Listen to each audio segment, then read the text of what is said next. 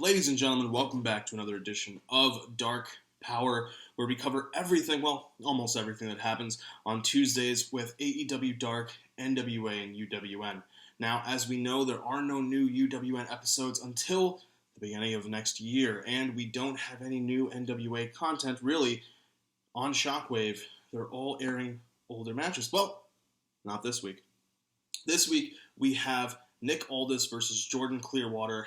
It is sandwiched in between other matches that were on UWN Primetime Live before and are now being re-aired on YouTube for the benefit of those who did not pay for the pay-per-views.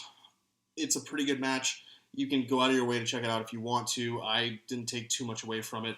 Nick Aldis doing what Nick Aldis does. But let's talk about Dark. But before we get into Dark, remember guys, hit that like button, comment, share, subscribe if you haven't already. We love having all of you in this wacky world of wrestling that we talk about, whether it's here on Dark Powerrr, whether it's with Ness on Review of Honor, whether it's Ness and Chris on Blunt Impact and Joints and Jabronis, whether it's Richie talking about Raw and SmackDown with the Lynches, or our flagship show, True Heel Heat. We cover everything, and we do a little bit of rewind for you, do a True Heel Rewind to cover absolutely anything and everything you can possibly think of when it comes to wrestling. So we will appreciate every like, comment, share, and subscribe.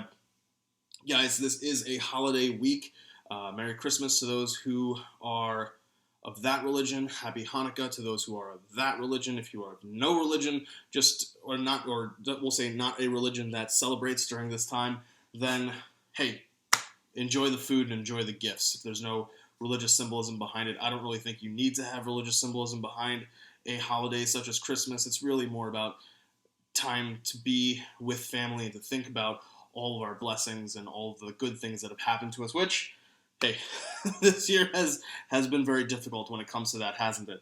But we do have blessings. We have the blessing of wrestling, and so let's get straight to Dark. I'm going to try to keep this brief for those of you who are having holiday celebrations. If you're using this to get away from your family and friends during your holiday celebration, well then, I apologize on how short this is, but I appreciate the fact that you thought of using this video. So let's start off with Jurassic Express versus Bear Country. Jurassic Express picks up a good win. I like this match. There was a little bit of doubt whether or not Jurassic Express could lose. We have seen some upsets from time to time on AEW Dark. There is one coming a little bit later, but that upset will kind of make sense. But here, Jurassic Express is able to pick out a good win over Bear Country. I just want to really quickly, I know last week, or I think maybe last week or the week before, I talked about how sometimes things are cut or they're shot probably in order, but they're cut and rearranged so that they're out of order. And this is a clear example. During the intro, Taz and Excalibur are talking about how Team Taz is going to be in full force during this show. There are no Team Taz matches. Will Hobbs isn't there. Ricky Starks doesn't have a match. Neither does Brian Cage.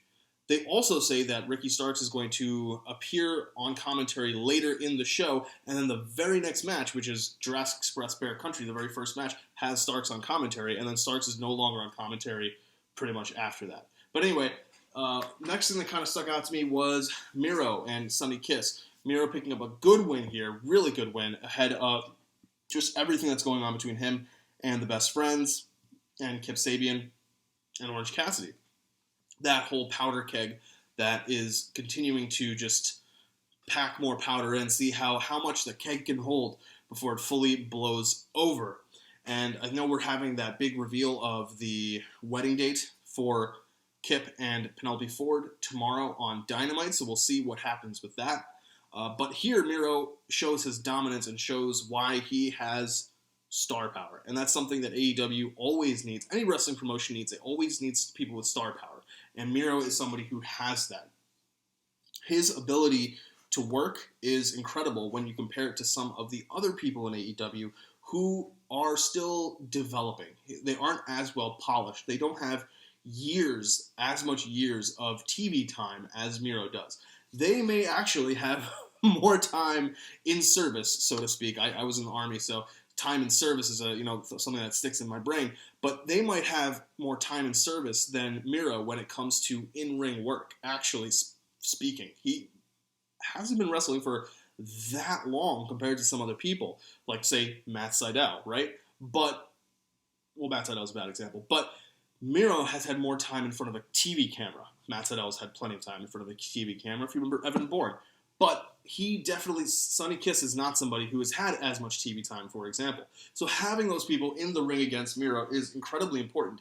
And when Miro is in the ring, it gives the guys and gals watching the tape something to pay attention to, something to learn from. And that's always important. Something else that they got to pay attention to and learn from is promos. And that is where we pivot to our waiting room segment of the week. This is arguably the best waiting room segment out of all of the waiting room segments thus far. I would say it's my personal favorite.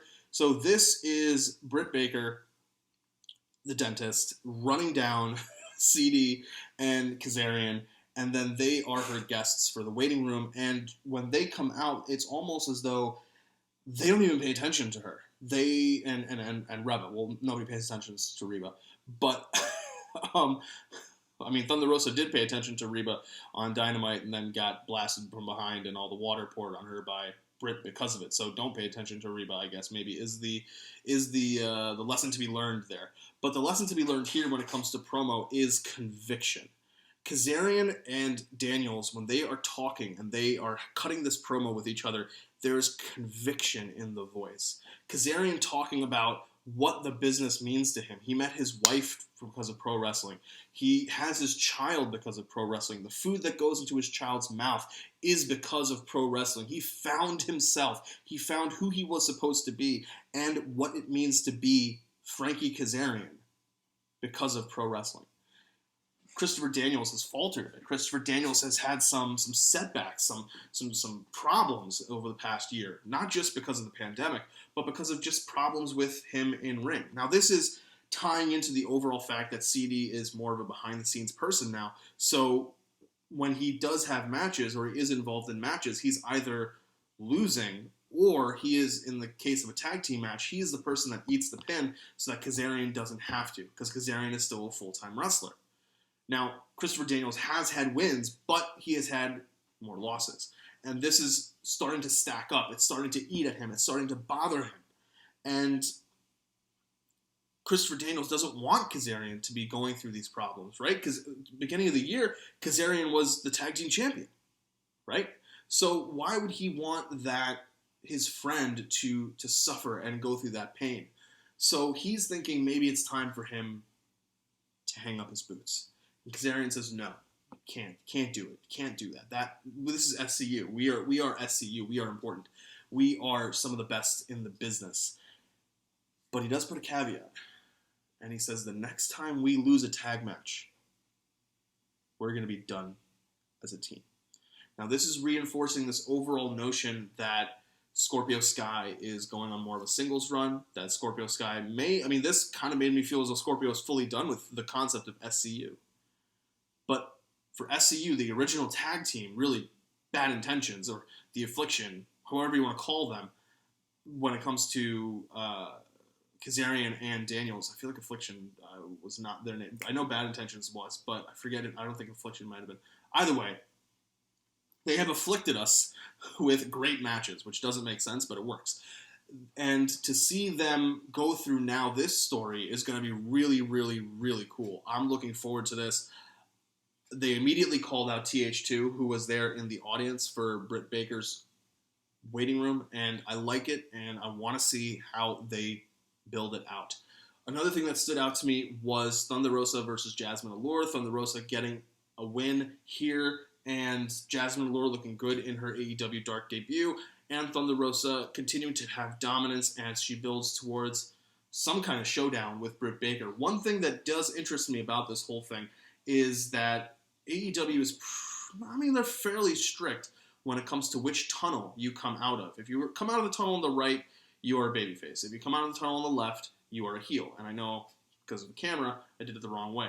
But you guys know what I'm talking about. And here, Thunder Rosa continually comes out of the tunnel on the left. My left, my left, my right, your left. So when she's coming out of that tunnel, it's indicating that she's a heel, but Britt's also a heel. So who really is the heel of this? It would appear it's still Britt, because Britt's the person who is putting Thunder Rosa through all this suffering, but why is she coming out of that tunnel? What's going on there? That's something that I want to know more about. I want to see, is this more of a thing for the two of them to do, which is, it's great work, but then Thunder Rosa is going to continue being a heel, or what is the situation? That's something I'm interested in. We have a upset here with Alex Gracia defeating Kylan King. As soon as they said that Alex Gracia was going to be facing Hikaru Shida on Dynamite the next night, I said, yeah, Kylan King's losing.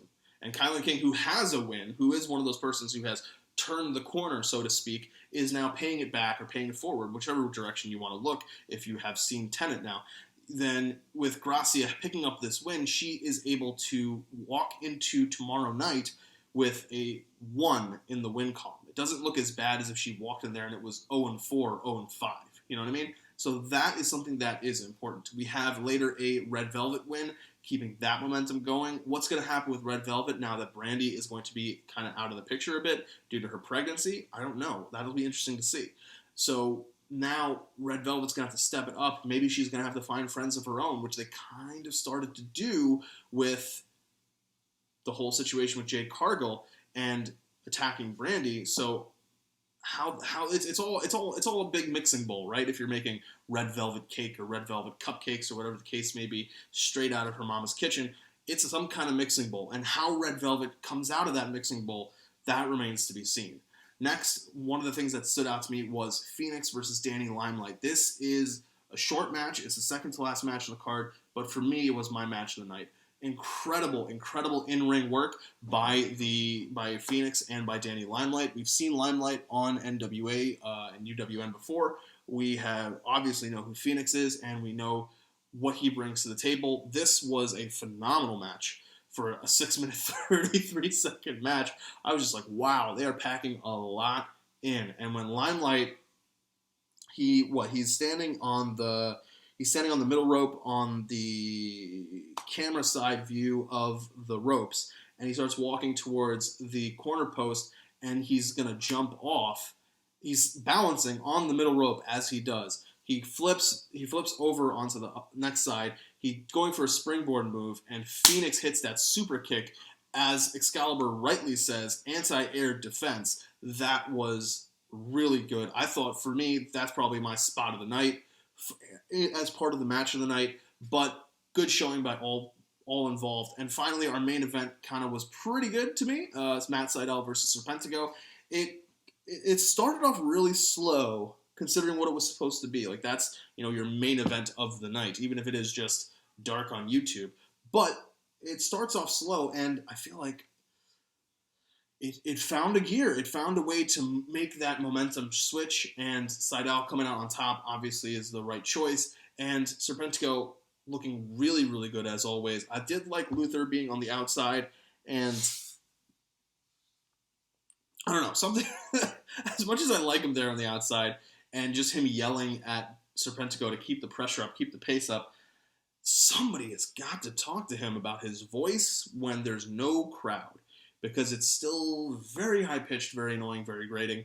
They got to work on that. I don't know if that's just his natural speaking voice. If it is, then, okay, we got to live with it, right? If it's not, then, I don't know, work on it. Something to that effect. But either way, overall, pretty good episode of Dark. The key things to pay attention to with this episode of Dark, for me, the waiting room, the Phoenix Limelight match, and the Thunder Rosa match. And the Jurassic Express match. The opener, Phoenix and Limelight, waiting room, Thunder Rosa. Those are the big ones to take care of. But besides that, guys, an overall good episode of Dark. I like what they're doing. I like how they're continuing to build out things. We have some matches we'll get where it's people who are AEW contracted versus AEW contracted. That's always good. It means more behind the wins and losses. And that's what we are always trying to pay attention to as we look forward to see who will be future challengers for our champions. But guys, my time here is drawing to a close. Thank you once again for watching and for being part of Dark Powerrr. We recently had our 1-year anniversary here with you guys, and it's been a great year. overall when it comes to Dark Powerrr, reviewing all of the shows and being with you guys every step of the way.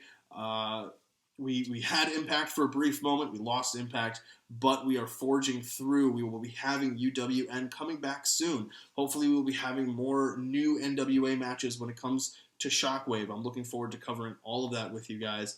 And until next time, which the next time I will talk to you, we will be in 2021. We will finally have left 2020 behind in the dust. Hopefully, there are better things ahead for all of us, each and every one of us, and for AEW Dark. Who knows, right? I saw the dirt sheet report that they have trademarked AEW Elevation, which I think may be the second show. That'll be pretty cool. Part of me doesn't like the name simply because they had Boundless as the name of that video. Be Boundless. AEW is Boundless, and they have these video bits that are airing during TNT Basketball and are available to watch. Part of me feels as though the second show should have been called Boundless, but Elevation, nothing wrong with the name. So guys, until next time, take care of yourselves, take care of each other, count your blessings, no matter how small the number may be, and remember that there are always people out there who would wish to have your life and would wish to have all of our lives, right? There are always people that we can take care of and people we can reach out to. I hope you and your family have a really great holiday season. And until next time, guys, until 2021, right? I'll catch you later.